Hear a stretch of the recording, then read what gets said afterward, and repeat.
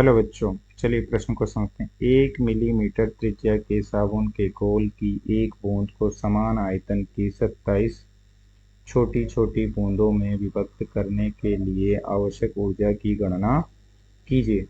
साबुन के घोल का पृष्ठ तनाव 0.032 न्यूटन प्रति मीटर है।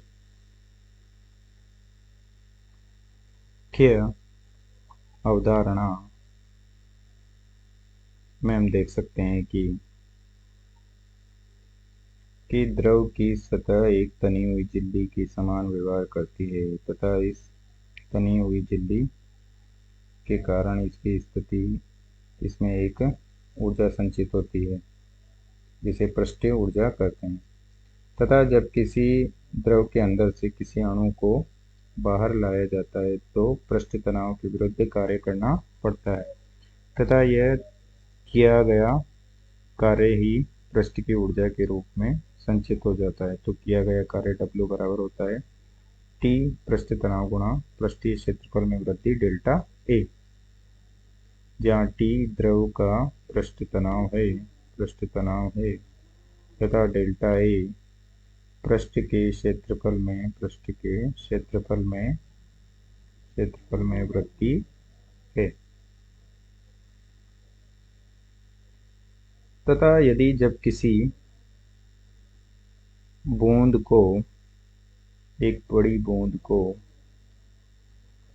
n समान छोटी बूंदों में तोड़ा जाता है तो इससे उसके पृष्ठीय क्षेत्रफल में वृद्धि होती है, तो उसके लिए कार्य करना पड़ता है। माना तो W बराबर हो जाएगा T गुणा n गुणा 4 पाई स्मॉल r की घात 2 माइनस 4 पाई कैपिटल R की घात 2। इतना कार्य करना पड़ेगा। परंतु जब किसी बड़ी बूंद को छोटी बूंद में तोड़ा जाता है तो उसका आयतन समान होता है। तो हम लिख सकते हैं कि 4/3 पाई कैपिटल R की घात 3 बराबर n गुणा 4/3 पाई स्मॉल r की घात 3, जहाँ से हो जाएगा कैपिटल R की घात 3 बराबर n गुणा स्मॉल r की घात 3। ये तो किसी बूंद के लिए है, किसी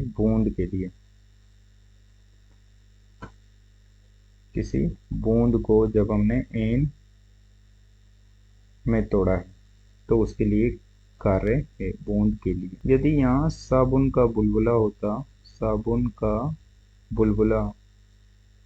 बुलबुला तो किया गया कार्य W बराबर हो जाता T गुणा 2 n 4 पाई R की घात 2, 4 पाई कैपिटल R की घात 2, क्योंकि साबुन के बुलबुले की दो खुली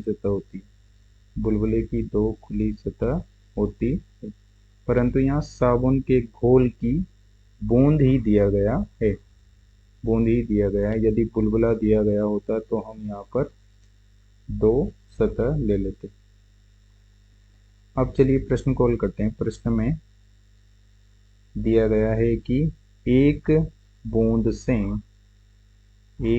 से 27 बूंदों का निर्माण किया गया है। तो ये हो जाएगा R की घात 3 बराबर 27 गुणा स्मॉल r की, तो कैपिटल R बराबर 3 और स्मॉल r बराबर 4/3। तो किया गया कार्य हम ज्ञात कर लेंगे। W बराबर T गुणा 27 गुणा 4 पाई स्मॉल r की जगह लिख देंगे कैपिटल R की घात 2/9 माइनस 4 पाई कैपिटल R की घात 2 तथा पृष्ठ तनाव T दिया गया है 0.032 न्यूटन प्रति मीटर तथा कैपिटल R का मान दिया गया है 10⁻³ मीटर, क्योंकि 1 मिलीमीटर की बूंद दी गई है। तो मान रख देंगे 9 से 27 कट जाएगा 3 बार तथा यहाँ से बच जाएगा, हमें एक बार ऐसे लिख देते हैं T गुणा 2 गुणा 4 गुणा पाई गुणा R की घात 2। मान रख देंगे 0.032 गुणा 2 गुणा 4 गुणा पाई गुणा 10⁻⁻6, जो कि हो जाएगा 0.803 गुणा 10⁻⁻6 जूल। अतः 1 मिलीमीटर की बूंद से 27 बूंदों का निर्माण करने के लिए इतना कार्य 0.803 गुणा 10⁻⁻6 जूल कार्य करना होगा। अतः दिए गए प्रश्न को हमने हल कर दिया है। आशा करते हैं आपको समझ में आया होगा। धन्यवाद।